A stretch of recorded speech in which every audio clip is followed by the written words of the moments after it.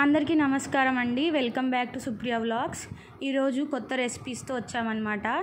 మేము యాక్చువల్గా ఈరోజు మార్నింగ్ అయితే హెల్దీగా పొంగలి చలువ చేస్తుంది, బాగా ఎండ ఉన్నాయి, అందుకే చల్లగా ఉంటుందని పొంగల్ చేసుకున్నాం అన్నమాట. పొంగల్ అయితే ఎంత బాగా చేస్తామో మీకు చూపిస్తాము. సేమ్ టెంపుల్ స్టైల్ లాగానే ఉంటుంది.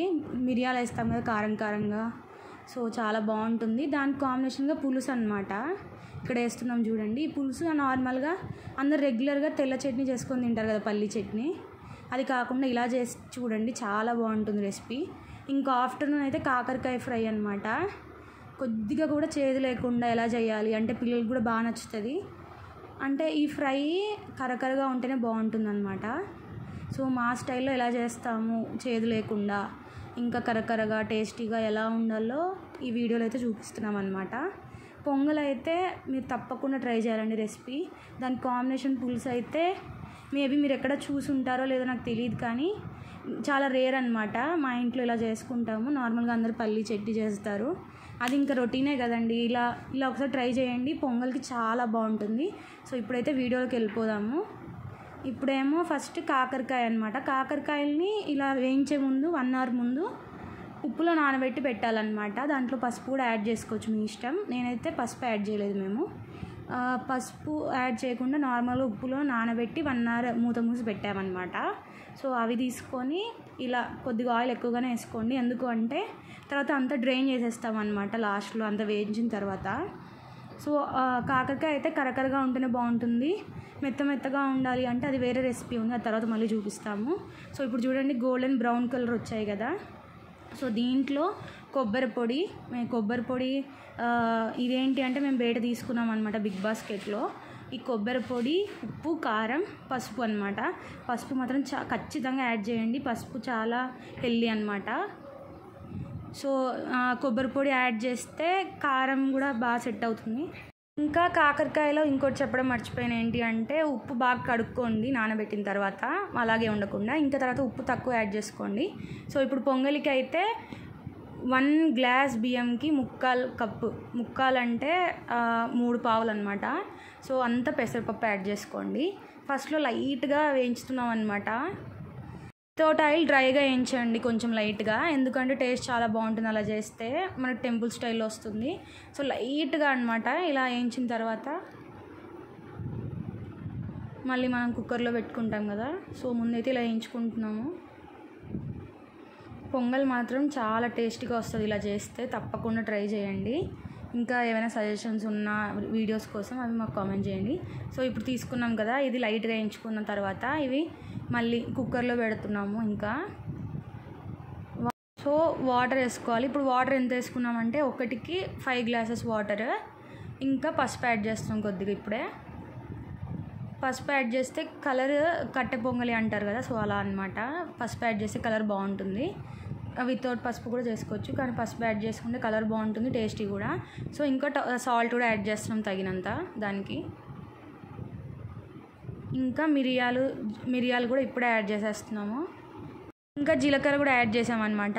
కొద్దిగా నలిపేసుకోండి, తర్వాత ఆయిల్ యాడ్ చేసుకోండి కొద్దిగా, 1 టీ స్పూన్ కానీ 1/2 టీ స్పూన్ కానీ. సో ఇప్పుడు పులుసుకి రెడీ చేసుకుందాము. అది కుక్కర్లో పెట్టేసిన తర్వాత చింతపండు నానబెట్టుకున్నాం అనమాట దానికోసం, పులుసు కోసం. చూడండి, ఈ లోపు పొంగల్ రెడీ అయిపోయింది. దీంతో మన పప్పు గుత్తి ఉంటుంది కదా, దాంతో బాగా ఎనుపుకోవాలి, చాలా బాగా వస్తుంది. చూడండి ఇక్కడ ఆవిరి పట్టింది ఫోన్కి. సో ఇప్పుడు పక్కాగా పొంగల్లో మెయిన్ ఇంగ్రీడియంట్ అంటే జీడిపప్పే కదండి, చాలా బాగుంటుంది జీడిపప్పు వేస్తే. సో అందుకే జీడిపప్పు, పచ్చిమిర్చి, మళ్ళీ మిరియాలు అప్పుడు యాడ్ చేసుకోకుండా మళ్ళీ ఇప్పుడు యాడ్ చేసుకోండి, 2 సార్లు యాడ్ చేయండి. మిరియాలు ఎక్కువ ఉంటేనే బాగుంటుంది. మిరియాలు, పచ్చిమిర్చి, కరివేపాకు, పోపు దినుసులు, ఇంకా జీడిపప్పు మెయిన్ అనమాట. అల్లం కూడా యాడ్ చేసుకోండి, అది వీడియో చేయడం మర్చిపోయాము. అల్లం మాత్రం పక్కా, అది కూడా మెయిన్ ఇంగ్రీడియంటే, చాలా బాగుంటుంది టేస్ట్ ఇవన్నీ యాడ్ చేస్తే. జీడిపప్పు మాత్రం తర్వాత లాస్ట్లో ఇంగువ కూడా యాడ్ చేసామన్నమాట, స్మెల్ కోసం చాలా బాగుంటుంది ఇంగువ యాడ్ చేస్తే. చూడండి కాజు ఎంత బాగా వేగిందో గోల్డెన్ బ్రౌన్ కలర్లో. మేమేమో ఇంగువ యాడ్ చేస్తున్నాము, టేస్ట్ చాలా బాగుంటుంది.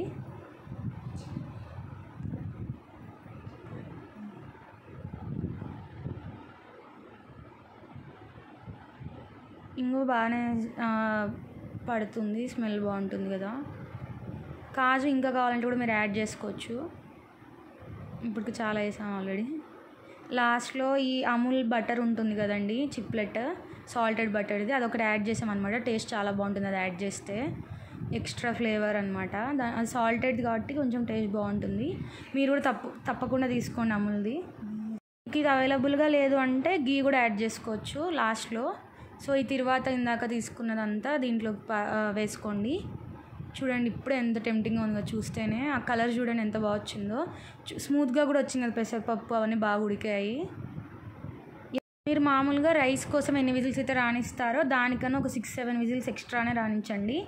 ఎందుకంటే నేను ఎగ్జాక్ట్గా చెప్పట్లేదు, బికాజ్ ఒక్కొక్క కుక్కర్ విధానం ఒకలా ఉంటుంది. సో మా ప్రకారం మేము చెప్పలేము కదా, మీ కుక్కర్ ఎలా ఉంటుందో మాకు తెలీదు.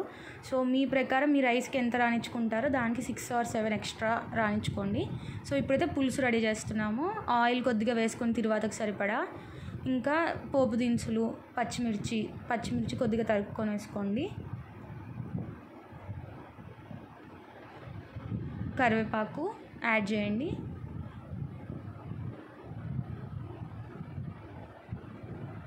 ఇందాక చింతపండు రసం నానబెట్టి పెట్టుకున్నాం కదా, అది యాడ్ చేస్తున్నాం. ఈ పులుసు అయితే పొంగల్కి పర్ఫెక్ట్ కాంబినేషన్ అనమాట. సో ఎప్పుడు చట్నీ రొటీన్గా ఎందుకండి, ఇలా ట్రై చేసి చూడండి, చాలా అంటే చాలా బాగుంటుంది. కొద్దిగా పుల్లగా తీయగా బాగుంటుంది. సో ఇప్పుడు పసుపు యాడ్ చేస్తున్నాము చింతపండు రసం తర్వాత, ఇంకా సాల్ట్. చింతపండు రసం మీ టేస్ట్కి తగినట్టు వేసుకోండి. సో బెల్లం కూడా యాడ్ చేసుకోండి. ఎక్స్ట్రా అయింది అనిపిస్తే మీరు తీసేయచ్చు, ఆర్ ఇంకా కావాలంటే కూడా యాడ్ చేసుకోవచ్చు. సో ఇది కొద్దిగా మరగనివ్వండి. ఎప్పుడు చట్నీ అంటే చాలా బోర్ కొడుతుంది కదండి, పల్లి చట్నీ.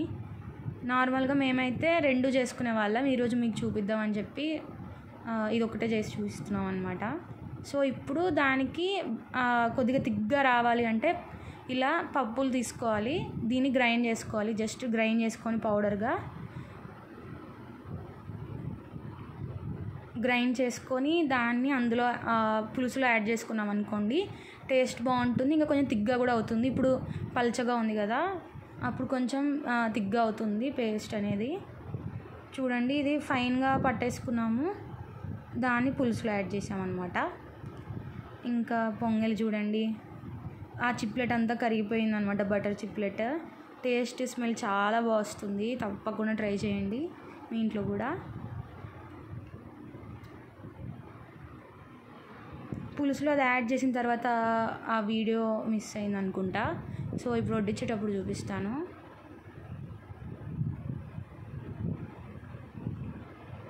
చూడండి పొంగలి,